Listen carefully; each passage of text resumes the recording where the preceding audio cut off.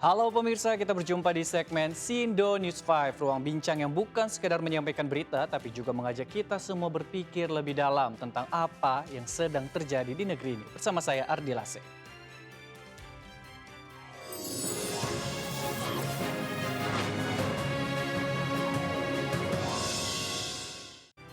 Pemirsa, kita awali Sindo News 5 dengan pemerintah kota Jakarta Selatan melalui suku dinas sumber daya air melakukan pengerukan kali Pesanggerahan. Pengerukan sebagai upaya untuk mengantisipasi banjir yang kerap terjadi di kawasan tersebut.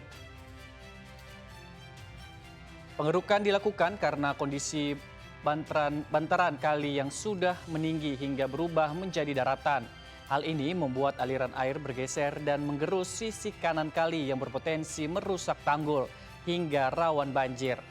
Pengerukan di perbatasan Kecamatan Kebayoran Lama dan Pesanggerahan ini ditargetkan mampu mengangkat hingga 36.000 meter kubik lumpur. Sebanyak 600 personel dikerahkan dalam pengerukan kali.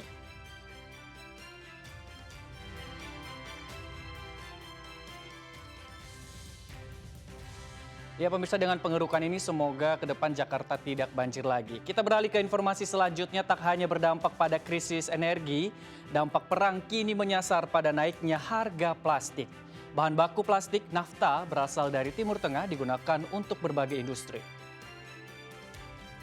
Ya pemirsa, gegara perang harga plastik kena serang juga. Ini contohnya pedagang minuman es ini di Cirebon, Jawa Barat mengeluhkan melonjaknya harga plastik kemasan beberapa waktu belakangan. Plastik menjadi kebutuhan utama untuk sedotan serta kemasan minuman es yang dijualnya. Jika ia menaikkan harga jual es, pembeli pasti mengeluh. Sementara jika dinaikkan, ia hanya mendapat untung tipis. Alih-alih saling mengerti, pembeli justru komplain saat harga minuman es naik Rp1.000. Menteri Perdagangan Budi Santoso mengungkap saat ini pemerintah tengah mencari negara pemasok baru buntut perang di Timur Tengah. Indonesia masih bergantung bahan baku impor plastik, khususnya nafta dari Timur Tengah. 70% nafta pemirsa yang digunakan di seluruh dunia ini berasal dari Timur Tengah. Nafta tidak hanya digunakan untuk bahan baku plastik, namun juga produk rumah tangga, mainan, suku cadang, otomotif, sarung tangan karet, hingga ban.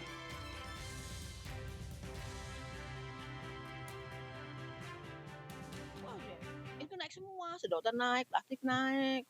Ya enggak lah kalau segitu ya nggak apa-apa, kalau nggak ya nggak mau ah. Ya udahlah, terpaksa ibu.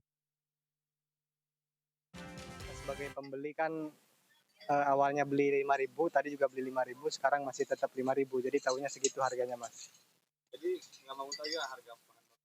Iya, karena konsumen kan tahunya segitu harganya, jadi tetap. Apa yang kemudian kita lakukan? Kita sekarang mencari alternatif pengganti atau alternatif dari negara lain. Dan kita sudah melakukan misalnya dari negara Afrika, India, dan Amerika. Memang ini butuh waktu Pak ya, karena kan tiba-tiba dari Timur Tengah harus pindah. Beralih ke informasi selanjutnya pemirsa, sejumlah anak laki-laki di Gaza, Palestina menjadi korban kekejian prajurit wanita Zionis Israel. Korban mengaku diperkosa prajurit wanita Zionis saat berada dalam penjara Israel. Pemirsa, inilah AH, seorang anak laki-laki berusia 15 tahun di Gaza, Palestina. IA dan 15 anak lainnya menjadi korban pemerkosaan oleh tentara wanita Zionis Israel. Peristiwa biadab ini terjadi saat para korban dipenjara di pusat bantuan Amerika Serikat di Rafah. Tak hanya satu orang, AH dan anak-anak lainnya dilecehkan dan diperkosa oleh 10 orang tentara wanita Zionis Israel.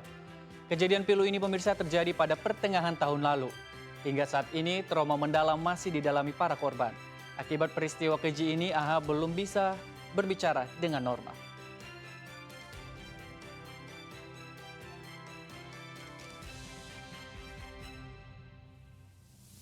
Warga Gaza Utara menggelar sholat gaib dan doa bersama sebagai bentuk penghormatan bagi 3 prajurit Indonesia yang gugur di Lebanon. Salat dan doa ini dipimpin oleh Sheikh Manun. Sholat gaib yang dilaksanakan di Jabalia, Gaza Utara berlangsung hikmat dan diikuti puluhan warga Gaza, Palestina. Doa dipanjatkan tak lama setelah kabar meninggalnya 3 prajurit Indonesia akibat serangan Israel di Lebanon. Sheikh Manun selaku pemimpin salat gaib juga menyampaikan rasa duka mendalam sekaligus penghormatan atas pengorbanan para prajurit Indonesia yang telah gugur.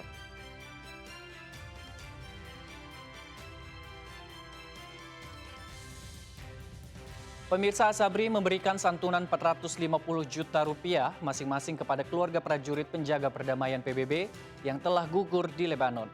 Selain Asabri, keluarga juga menerima santunan puluhan juta rupiah. Serka Anumerta Muhammad Nur Ikhwan, salah satu prajurit penjaga perdamaian yang gugur di Lebanon, dimakamkan di kampung halamannya di Taman Makam Pahlawan Giri Darmoloyo, Magelang, Jawa Tengah. Usai pemakaman, Direktur Hubungan Kelembagaan Asabri Khaidir Abdurrahman menyampaikan santunan yang menjadi hak prajurit yang gugur. Santunan 450 juta rupiah untuk masing-masing keluarga 3 prajurit yang gugur dapat membantu keberlangsungan pendidikan anak-anak korban. Sementara untuk korban luka yang masih dirawat di luar negeri, Asabri akan menanggung seluruh biaya pengobatan jika telah pulang ke tanah air. Keluarga ketiga prajurit yang gugur juga mendapatkan santunan dari sejumlah pihak puluhan juta rupiah. Menyampaikan hak kepada para almarhum karena beliau meninggal di medan laga, jadi statusnya adalah sebagai prajurit yang gugur yang kepada masing-masing akan diberi santunan sebesar 450 juta rupiah.